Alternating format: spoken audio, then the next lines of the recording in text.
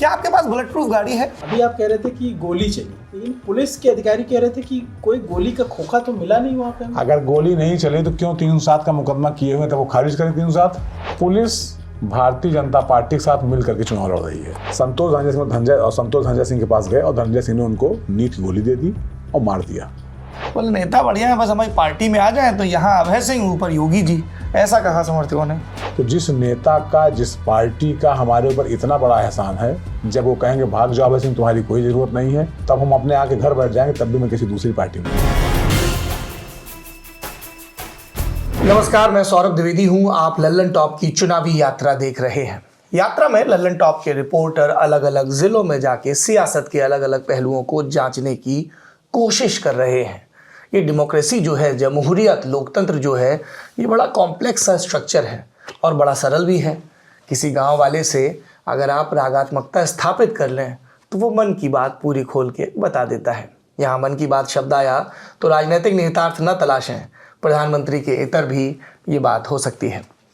Lallan top की चुनावी यात्रा में हमारी कुमुक इस वक्त है अयोध्या में, फैजाबाद में। और मुझे ये कहने में कोई गुरेज नहीं है कि ज़्यादातर लोगों के लिए अयोध्या आना एक किस्म का पॉलिटिकल टूरिज़्म कह लीजिए, जर्नलिस्टिक टूरिज़्म कह लीजिए हो गया है, जिसमें आते हैं, अयोध्या शहर की सीट, वहाँ के समीकरण, वहाँ का सिंबोलिज्म, उस पर बात करते हैं और वापस लौट जाते हैं। हमने भी पिछले चुनाव में यही किया था 17 में। तो हमें लगा कि इस बार बाउंड्री थोड़ी सी पुश की जाए, शहर के बजाय गांव की कोई सीट चुनी जाए। सीट हमने चुनी गोसाईगंज। यहाँ से समाजवादी पार्टी के टिकट पर प्रत्याशी हैं जो हमारे साथ मौजूद हैं, अभय सिंह। लखनऊ यूनिवर्सिटी की छात्र राजनीति से आए हैं। इनके बारे में लिखा जाता है तो कोई इनको माफिया कहता है, कोई दबंग कहता है, कोई बाहुबली कहता है। इनके कोष्ठक में जो मुकदमे चढ़े हैं उनका हवाला देता है। तमाम बातें कही जाती हैं। समर्थक हैं, वो कहते हैं कि भैया गांव द्वारे आकर मदद करते हैं, सत्ता में नहीं होते हैं तब भी मदद करते हैं। तो ये दो विरुद्धों का सामंजस्य है। अभय सिंह का सत्य जानने की कोशिश करेंगे।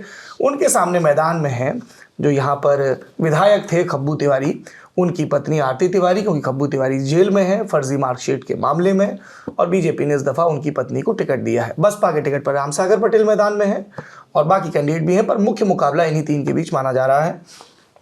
मुद्दे पर आते हैं जी। आपके एक पुराने दोस्त मिले थे यहाँ में आते हुए, विकास सिंह। अच्छा। कह रहे थे कि जब लखनऊ यूनिवर्सिटी में आप जिन कर्मकांडों में लिप्त रहते थे, उनके चलते जब आपकी जान पर बनाई तो उन्हीं विकास सिंह ने आपकी मदद की थी। लेकिन फिर आपकी ये प्रवृत्ति है उनके हिसाब से कि आप अपने समर्थकों को श्वान की तरह, कुत्ते की तरह मानते हैं। पालतू रहे तो अच्छा, बराबरी का हक जताए तो बुरा। इसलिए आपका और उनका अलगाव हो गया और पूरे इंटरव्यू के दौरान उन्होंने आपका नाम भी नहीं लिया।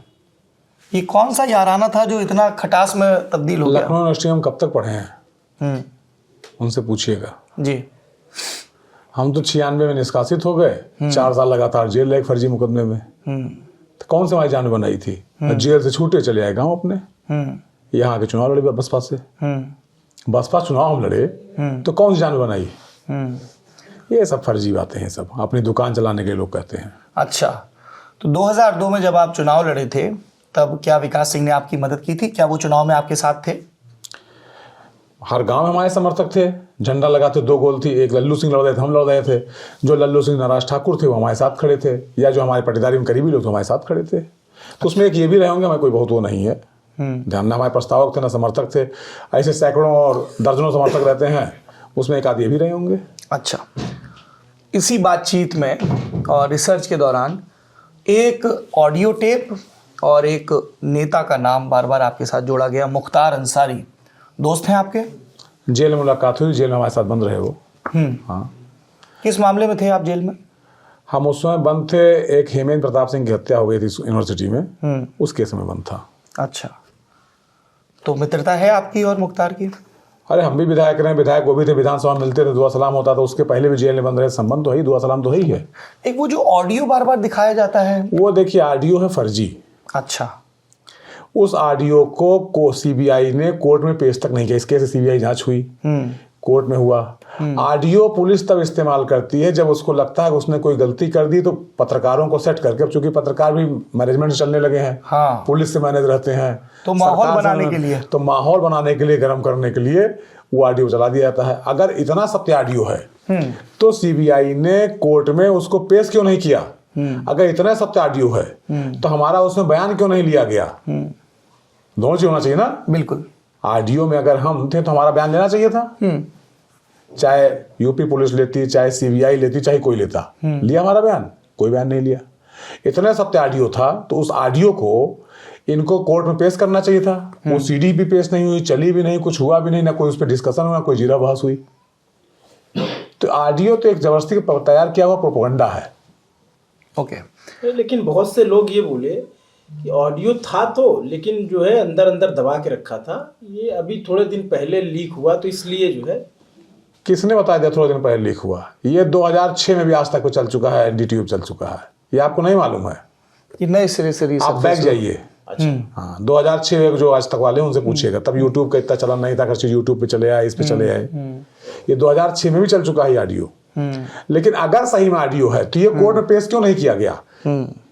अगर कोर्ट में इन्होंने पेश नहीं किया, इसमें इन लोगों ने उनकी मदद किया, हमारा बयान क्यों नहीं लिया गया? एक और मर्डर केस है जिसमें आपका जिक्र आता है, पुरानी रपटों में भी आर.के. तिवारी बरी हो चुके हैं, कोई मतलब नहीं उसका। तो उसमें कैसे नाम आ गया? क्या पुलिस ने रंजिशन आपको फंसा दिया? पुलिस का काम ही है, जिससे खुश रहे उसकी मदद करेगी, हत्या करने के बाद मदद कर देगी, जिससे नाराज रहेगी दूसरे की हत्या उसके ऊपर लाद देगी। पर आप तो कई एक दफा सत्ता में भी रहे, तो उस समय यही सत्ता इल्जाम नहीं थे। विपक्षी आप पे लगाते हैं। उस समय सत्ता में थे ही नहीं। हम तो सत्ता में एक ही बार रहे, 2012 से लेकर 17 तक। 2012 से लेकर 17 तक किस विपक्षी के ऊपर हमने मुकदमा कराया बता दें? खब्बू तिवारी के समर्थक कहते हैं 12-17 में उन पर मुकदमा हुआ एक को कि मैं 2012 से लेकर 17 तक समाजवादी पार्टी विधायक, समाजवादी पार्टी सरकार थी। उनसे पूछेगा इस बीच अभय सिंह ने कौन से मुकदमे कराए, कितने मुकदमे कराए, कई बार छापा पड़ा, कब वो जेल गए? उनके समर्थकों का ये कहना है कि अभय सिंह ने सारी पैरवी करके एक बेहद मामूली से साकेत डिग्री कॉलेज के केस में ये इंश्योर किया कि खब्बू तिवारी को सजा हो। वो आपके खाते में डाल रहे हैं। ऐसा है, फर्जी मार्कशीट लगाए, डॉक्यूमेंट्री एविडेंस है। प्रिंसिपल ने उसमें इनके खिलाफ कोई चुनाव लड़ा था, उसने कंप्लेन किया, प्रिंसिपल ने जांच कराया, वेरिफिकेशन कराया, फर्जी आई। उसने ये चुनाव जब फर्जी मार्कशीट लगाए थे, चुनाव लड़े थे उस मार्कशीट के आधार पे, उसको इन्होंने रद्द कर दिया, मतलब वो इनका नॉमिनेशन रद्द कर दिया, महामंत्री पद से बर्खास्त कर दिया। इन्होंने जाके यदुवंश मणि त्रिपाठी, उसमें प्रधानाचार्य हुआ करते थे, उनको गाली दी, अपमानित करने का काम किया। यदुवंश मणि त्रिपाठी पंडित हरशंकर तिवारी जी पहले उस समय बहुत बड़ा नाम था, उनके रिश्तेदार थे। उन्होंने उनसे पूछा क्या मुकदमा लिखा उसके ऊपर? यदुवंश मणि त्रिपाठी ने इनके ऊपर मुकदमा लिखा दिया। Documentary evidence. आप किसी का मर्डर कर दीजिए, गवाही टूट जाए, छूट जाएंगे। आप किसी को तमाचा मार दिए, शाम को तमाचा नहीं मारे, छूट जाएंगे। लेकिन जिस मार्कशीट को आप स्वयं दाखिल किए हो कि साहब ये हमारी मार्कशीट है, इस मार्कशीट के आधार पर एडमिशन लीजिए, हम चुनाव लड़ेंगे, तो फर्जी मार्कशीट दाखिल करके मजा वो लिए और सजा हमको देना चाहते हैं। अरे मजा वो लिए, सजा भी उन्हीं को मिलेगी। ये तो उनकी फर्जी मार्कशीट तो खुद ही में अपने आप एक एविडेंस है कि नहीं है? बताइए आप। जी नहीं, तभी तो कोर्ट ने सजा दी उस एविडेंस तो को माना। ये डॉक्यूमेंट्री एविडेंस है, तो 1000 साल बाद मुकदमा चलता तब भी सजा पड़ती कि ना पड़ती? आपके बारे में, आपके इलाके में दंत कथाएं बहुत प्रचलित हैं और लोगों ने कहा कि आप उनको प्रचलन में रहने भी देना चाहते हैं ताकि आपका साम्राज्य बना रहे। एक कहानी खूब सुनाई गई कि एक दफ़ा अभय सिंह ने एडीजी रैंक के अफसर की गाड़ी रुकवा ली थी। सही बात है या? नहीं, वो फर्जी घटना है। ऐसा है, उस समय डीजीपी थे उत्तर प्रदेश यशपाल सिंह जी, और एक यहाँ पे डीआईजी हुआ करते थे अनिल अग्रवाल। जब बहुजन समाज पार्टी की सरकार थी जी, उस समय हमारा उनका कोई मामला हो गया था कुछ लखनऊ में, इससे हम पे नाराज रहते थे बहुत। एडीजी साहब हमारे खिलाफ ना बयान देने आए, न कभी कोर्ट से सम्मन गया, सब कुछ जारी हो गया, उन्होंने बयान देने से मना कर दिया। ना एडीजी साहब ने हमारे ऊपर मुकदमा लिखाया था, ये मुकदमा पुलिस ने खुद अपनी तरफ से लिखाया था, हमको उठा करके बंद कर दिया था। ये अधिकारियों की व्यक्तिगत नाराजगी थी। तो क्यों नाराजगी पाल ली थी डीआईजी साहब ने आपसे, क्या वजह थी? अब यही है, सच कहना बगावत है, समझो मैं बागी हूं। भाई कोई बात पुलिस चाहती है कि हमारी तानाशाही चले, एमपी एमएलए को नहीं दबा पाती, लेकिन और लोगों को सोचती है कि हमारे गुलाम है, हम कहीं नहीं निकले, रोड पे ना चले, रोड पे ना चले। तो अपने हिसाब से कोई मर्जी से अपने हम लोगों से काम थोड़ी करा सकता है। एक रोली सिंह का गांव मिला, क्रिकेट टूर्नामेंट हो रहा था, लड़के खेल रहे थे, ज़्यादातर लड़के क्षत्रिय समाज से थे।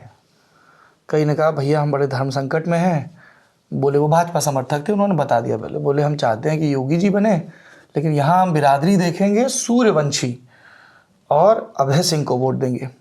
आपको लगता है कि अंततः सिर्फ और सिर्फ बिरादरी ही इकलौता सच रह जाता है वोटिंग में? नहीं, हम लोग तो सर्व समाज की राजनीति करते हैं। हमारे लिए दलित हो, पिछड़ा हो, मजदूर हो, किसान हो, सामान्य, हम तो सबकी सेवा करते हैं। सबके यहाँ जाते हैं, सबके यहाँ खाना खाते हैं, सबके यहाँ उठते बैठते हैं। हम तो जातिवाद पढ़े ही नहीं थे कभी। हम तो शोषित और शोषक दो समाज जानते थे। एक शोषित वर्ग है, एक शोषक है।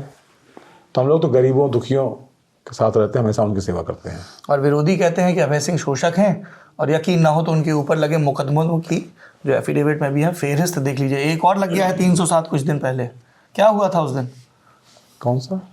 जो आपकी और खब्बू तिवारी के समर्थकों की गाड़ी लड़ी, फिर थाने में गए आप लोग। हाँ, वो लोग पहले हम इधर से जा रहे थे न्योकवीपुर चौराहे पर, वो लोग पहले से गाड़ी खड़ी करके रोक के खड़े हुए थे, और उन लोगों ने हमारी गाड़ी पत्थर फेंक कर गोलियां चलाई। यही इल्ज़ाम वो आप पे लगा रहे हैं? अब वो तो आप क्षेत्र में घूमेंगे पता चल जाएगा। जनता से पूछिए किसने चलाया है गोली। अच्छा, हाँ। ये अभय जी बार बार जनता का जिक्र आ रहा है। 2017 में क्या वजह रही कि आप चुनाव हार गए खब्बू तिवारी से? आपने विश्लेषण तो किया होगा।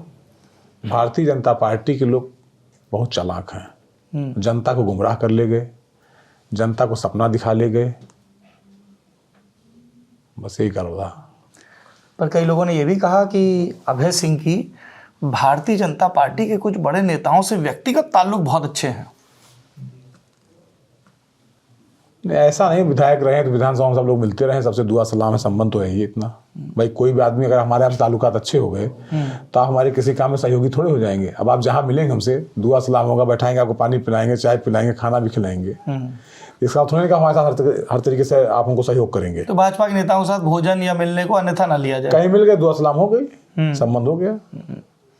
इसीलिए ये भी कहा गया कि साहब 17 से 22 में जैसी सख्ती अभय सिंह पे होनी चाहिए थी वैसी हुई नहीं। किस लिए सख्ती होनी चाहिए थी? जो मुकदमे हैं पुराने, उन सब में तो पुराने मुकदमे सब खत्म हो चुके हैं। 6 मुकदमे वो चल रहे थे, 3-4 मुकदमे भारतीय जनता पार्टी सरकार में लगे हैं। नहीं मालूम क्या आपको? नहीं, हमें तो मालूम है, हम आपके हिस्से का सत्य सुनना चाहते हैं। हम पे तो हमने अपनी एंटीसिपेटरी बेल कराई, फिर गवर्नमेंट ने हमारी बेल कैंसिलेशन दाखिल किया। गवर्नमेंट ने हमारी बेल कैंसिलेशन दाखिल किया है, लेकिन भाई हम तो कुछ करते तो है नहीं। आप बताइए पिछले 10 साल 12 साल बताएं किसी को मारे हों, पीटे हों, गाली दिए हों, वो तो सब फर्जी मुकदमे लगा उन्होंने। एक बात बताइए कि आपके बयान दिखते हैं कि हम 10 मार्च के बाद देख लेंगे। कौन? वो भी कह रहे हैं 10 मार्च के बाद देख लेंगे। किसको? विपक्षियों को। ऐसे प्रशासनिक अधिकारियों को देख लेंगे। अच्छा, आपको लग रहा है कि प्रशासन आपके साथ न्याय नहीं कर रहा है? पुलिस भारतीय जनता पार्टी के साथ मिल करके चुनाव लड़ रही है। आपने चुनाव आयोग से शिकायत नहीं की? लगातार शिकायत कर रहे हैं, पर चुनाव आयोग ने तो संज्ञान नहीं लिया। क्या किया जाए? आप जानते हैं कौन किसके द्वारा नियुक्त हुआ, कुछ ना कुछ तो अपना देखता ही। भारतीय जनता पार्टी के लोगों के खिलाफ, भारतीय जनता पार्टी के अफसरों के खिलाफ चुनाव आयोग शिकायत के लिए कोई सुनवाई नहीं होती है। एक बात जो है जो आपके पुराने मित्र मिले थे, तो बोले कि इस पुला के नाम आपका लिया गया, तो बोले नाम नहीं लूंगा, जबान कड़वी हो जाती है। और अब की बार जब सरकार आई ना, तो अगला बुलडोजर जहाँ चलेगा। अच्छा, एक चीज़ बताइए मुझे, और इस सवाल को घुमा फिरा के पूछने का कोई मतलब नहीं है। ये कैसे होता है कि एक नेता के साथ बहुत सारे लेबल चस्पा हो जाते हैं कि साहब बाहुबली हैं, फलाने के शूटर थे, ढिकाने की दबंगई थे? ये कभी आपको ऐसा लगा कि ये मेरी इमेज ऐसी क्यों बनती जा रही है, विरोधी क्यों बनाते जा रहे हैं? पत्रकार लोग होते हैं, यही बनाते हैं। आप हमारे लिए काम करने लगेंगे, दूसरे के खिलाफ बोलने लगेंगे, ज़्यादा प्रचार हो जाएगा तो लोग ऐसे सोचने लगेंगे। ये तो सब पत्रकार और मीडिया पुलिस मैनेजमेंट ही होता है। मीडिया और पुलिस, हाँ, ये दोनों मिलकर किसी को बाहुबली बना दें, किसी को माफिया बना दें, किसी को शूटर बना दें, किसी को जनसेवक बना दें। ये तो पुलिस और मीडिया की मिलीभगत होती है एक साथ। अच्छा, और आप दोनों के निशाने पे रहे? जब ऐसा है कि हम तो किसी की कोई सेवा करती नहीं है। हाँ, करते हो बताइए? नहीं, हम तो दिल्ली से आए, पहली बार मिले हैं। हम तो किसी की सेवा करते नहीं। हमारी सेवा बस यही है कि साहब हमसे इंटरव्यू पे बात कर लें, सवालों का जवाब देते हैं। जी जी, ये तो पुलिस और मीडिया की मिलीभगत होती है। ये आपके ऊपर बाहुबली का टैग चस्पा कर दिया। अच्छा। और जो मुकदमों की फहरिस्त है सब फर्जी है, सब खत्म हो गए। देखिए अभी आप कह रहे थे कि गोली चली, लेकिन पुलिस के अधिकारी कह रहे थे कि कोई गोली का खोखा तो मिला नहीं वहां पे हमें। अगर गोली नहीं चली तो क्यों 307 का मुकदमा किए हुए थे वो खारिज करें 307? वो तो आप दोनों लोगों ने आख्या दी है, उन्होंने आपके खिलाफ, आपने उनके खिलाफ, और एक पुलिस की भी आख्या है। हाँ, पुलिस की आख्या क्या है? पुलिस ने दोनों पे कायम किया है। हाँ। हाँ, तो अगर पुलिस कह रही गोली नहीं चली तो 307 खत्म क्यों नहीं किया उसने किसी का? उसको फिर जांच करके रिपोर्ट में 307 डिलीट कर देना चाहिए कि नहीं करना चाहिए? तो आपको अगले दिन जो 5 लाख के मुचलके पे छोड़ा है, 151 में छोड़ा। 151 छोड़ा। अच्छा, ये जिला पंचायत चुनाव का क्या मामला है? कई लोगों ने आपके हालिया विवादों में उसका भी जिक्र किया। क्या जिला पंचायत? जिला पंचायत चुनाव को लेके कुछ विवाद हुआ था कि समर्थक भिड़ गए और नहीं। अभय सिंह ने हमारे यहाँ मया ब्लॉक में 4 जिला पंचायत सीट थी, चारों समाजवादी पार्टी थी, चारों भाजपा हार गई।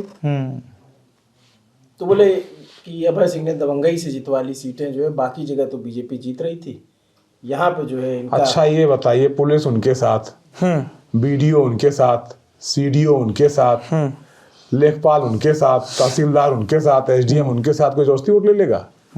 अरे लोकतंत्र साहब। ये एक आखिरी सवाल, एक ये भी पूछेंगे भाई साहब, बड़ी तैयारी अरे करके आए एक हैं, नहीं 4 पूछिए। है ना? आप बसपा में थे, हाँ थे। फिर बसपा से सपा में आने की वजह? माननीय मुलायम सिंह जी और समाजवादी नीतियों में आस्था। देखिए, मैंने आपको शुरू में बताया कि हम एक ही चीज पढ़े, शोषित और शोषक वर्ग। तो साम्यवादी विचारधारा हुई, तो साम्यवाद तो खत्म हो रहा है पूरी दुनिया में। साम्यवाद का परिवर्तित रूप क्या कहते हैं कि ये समाजवाद है। तो समाजवादी विचारधारा में आस्था थी, तो माननीय मुलायम सिंह जी के साथ। टिकट बसपा से लिया, आस्था मुलायम सिंह की पार्टी में थी। टिकट बसपा ने 2002 में दिया था जी। उसके बाद बहुजन समाज पार्टी ने हमको पार्टी से निकाल दिया था। क्या वजह थी? पता नहीं, हम आज तक नहीं जान पाए। ये तो बहुजन समाज पार्टी में कोई नहीं जान पाया कोई क्यों निकाला जाता है। इसके लिए एक बात कही गई कि जब राजा भैया के ऊपर कार्रवाई हुई तो उन्होंने फिर सारे क्षत्रिय नेताओं को गोलबंद किया और जितने विधायक थे उनको अपने साथ किया और सरकार गिराने का काम किया, कोशिश की। आप उस सूची में थे राजा भैया वाली? उन्होंने हमारे इंटरव्यू में भी। मैं नहीं था, धनंजय सिंह थे। धनंजय सिंह थे। आप दूसरे का नाम छुआ दिया। अच्छा, ये शादी का क्या प्रकरण है? लिख के लाए हैं आपकी शादी, ये भी कोई चर्चित प्रकरण है क्या? ना? है नहीं, ये हाँ, ये वो कि कहा गया कि पहले तो धनंजय सिंह से अभय सिंह का बड़ा अच्छा था, याराना था, दोस्ती थी, और ये विकास सिंह भी जो है तीनों लोग साथ में रहते थे। नहीं, कभी नहीं, हम तीनों लोग कभी साथ नहीं रहे एक साथ। कोई ठेकेदारी का अभी किसी उनसे- भी चीज का रिश्ता अभी नहीं। ये कहा गया कि आप अरे ये उनके जो घर आप एक नया शादी नाम में- ले रहे हैं हमारे यहाँ, हाँ। इसकी कोई अहमियत ही नहीं थी उस समय। अच्छा, ये कुछ था ही नहीं, ना हमारा उभरे परिचित हैं। था ना उनका परिचित था। नए उभरे हैं। ये तो श्री प्रकाश शुक्ला साथ घूमता टालता था ना। अच्छा, और आप किसके साथ घूमते थे? किसी के साथ नहीं, हम तो यूनिवर्सिटी में पढ़ते, यूनिवर्सिटी के बाद जेल चले गए, जेल से 4 साल बाद छूट करके आए, यहाँ के चुनाव लड़े विधानसभा। तो धनंजय सिंह के आप शादी में गए थे? नहीं गए, नहीं गए? पता नहीं किसने किस्सा बता क्या दिया। सुनाएंगे, वो तो बता दो तो हम अभय जी का भी पक्ष सुन लें। वही कि पहले जो है दोस्ती थी, फिर ठेकेदारी पट्टेदारी को लेकर। अरे आप जान लीजिए तो झगड़ा क्यों हुआ, बताइए। सीधे सीधे ही पूछ लिया। हाँ हाँ, तो बताइए। हाँ, इधर उधर भटक रहे हैं। हाँ। ये बगल सराय राशि गांव गए थे आप? देखा आपने? इस गांव का लड़का है संतोष सिंह था, उसकी बूढ़ी माँ थी सिर्फ। संतोष सिंह इस गांव में पहले 2 गोल हुआ करते थे, एक शिवचंद सिंह, एक एकादशी सिंह की। दोनों में झगड़ा हो चलता था, एक मर्डर दोनों तरफ से हुआ। संतोष एकादशी सिंह के ग्रुप का था और शिवचंद सिंह थे। शिवचंद सिंह के भाई रामबच्चन सिंह बॉम्बे में उसमें यूनिवर्सिटी में कुछ थे। अच्छा। धनंजय सिंह ने कहीं से, किससे मैंने जो है मैं नहीं जानता हूं, संतोष को फोन करके बुलाया। संतोष उसके पास गए, चूंकि संतोष हमारे संबंधों के नाते धनंजय से परिचित थे, मैं उसमें जेल में बंद था। संतोष धनंजय सिंह के पास गए और धनंजय सिंह ने उनको नींद की गोली दे दी और मार दिया। और मार के उनके लाइसेंसी राइफल और कार रख लिया। उसने बाद में उनके साथ मारने वाला लड़का पकड़ा गया, उसने उनको बयान दिया कि हाँ मारने में ये लोग थे, और उसमें धनंजय सिंह मुलजिम बने उस केस में। तो ये सराय राशि गांव आप जानते हैं हमारी पट्टीदारी गांव है, उन्होंने क्या बयान दिया हमारे पक्ष में भी आपने सुन लिया अभी। हाँ, उन्होंने कहा तो अगर वो हमारे परिवार का आदमी को मार देंगे तो हमारी उनसे दोस्ती चलनी चाहिए? आप इसका जवाब दीजिए। तो वो मर्डर से दुश्मनी शुरू हुई। उन्होंने संतोष सिंह को बुला के धोखे से मारा, उस दिन से हमारी उनकी बुराई हो गई। क्या इस बात की कोई संभावना है कि भविष्य में अभय सिंह को राष्ट्रवाद में साम्यवाद नजर आने लगे और वो भाजपा में चले जाएं? कुछ समर्थकों ने यह भी कहा, बोले नेता बढ़िया है, बस हमारी पार्टी में आ जाएं तो यहाँ अभय सिंह ऊपर योगी जी, ऐसा कहा समर्थकों ने। देखिए ऐसा है, सन 2012 में माननीय मुलायम सिंह यादव जी, माननीय अखिलेश यादव जी ने मुझको टिकट दिया। मैं जेल के अंदर बंद था, फर्जी मुकदमे लगाए हुए गए थे मेरे ऊपर। वही जिन नेताजी साहब मिल करके आए थे, उन्होंने अपनी गाड़ी पे ही फायरिंग किया था, खुद से फायर किया। बसपा सरकार मेरे खिलाफ थी, उन्होंने मुकदमा लिखाया और हम मुलजिम बन गए उस केस में। गैंगस्टर लगा मेरे ऊपर, उसी केस में जेल में बंद था। माननीय मुलायम सिंह यादव जी ने जेल में रहते हुए हमको टिकट दिया और मैं विधायक बना। तो जिस नेता का, जिस पार्टी का हमारे ऊपर इतना बड़ा एहसान है, जब वो कहेंगे भाग जाओ अभय सिंह तुम्हारी कोई ज़रूरत नहीं है, तो हो तब हम अपने आके घर बैठ जाएंगे, तब भी मैं किसी दूसरी पार्टी में नहीं जाऊंगा। एक सब बात जो ये तुम्हारे यार सवाल ही खत्म नहीं हो रहा। एक सवाल पूछिए। जब हम इनके समर्थक से बात कर रहे थे तो बोले वो तो हमारे जो है पूर्व विधायक जी बड़े बाल बच गए, गोली जो मारी वो शीशे पे मारी सामने वाले पे, वो तो बुलेट प्रूफ गाड़ी में थे तो बच गए। क्या आपके पास बुलेट प्रूफ गाड़ी है? नहीं तो, क्योंकि आपके विरोधी यही कह रहे हैं कि आप बिना परमिशन के बुलेट प्रूफ गाड़ी से घूमते हैं। एंडेवर नहीं, आप ये बताइए, वो कोई विरोधी रहा होगा? नहीं, आपके समर्थक है, मैं नाम नहीं लूंगा। आपके समर्थक ने बताया। ऐसा तो कुछ नहीं है, नॉर्मल गाड़ियां हैं सारी, बुलेट प्रूफ नहीं है। वैसे भी होम मिनिस्ट्री से परमिशन लेनी पड़ती है, इसलिए असदुद्दीन ओवैसी ने लोकसभा के पटल पे कहा था कि मुझे एक ग्लॉक पिस्टल और एक बुलेट प्रूफ गाड़ी दे दीजिए। बहरहाल, आप अभय सिंह की दलीलें सुन रहे थे, अब आपकी बारी है। सत्ता के दावेदारों के हिस्से के सवाल जवाब कुछ हुए, बाकी सिलसिला चलता रहेगा। आप देखते रहिए लल्लन टॉप। आपने इतना समय दिया, बहुत बहुत धन्यवाद। जी धन्यवाद।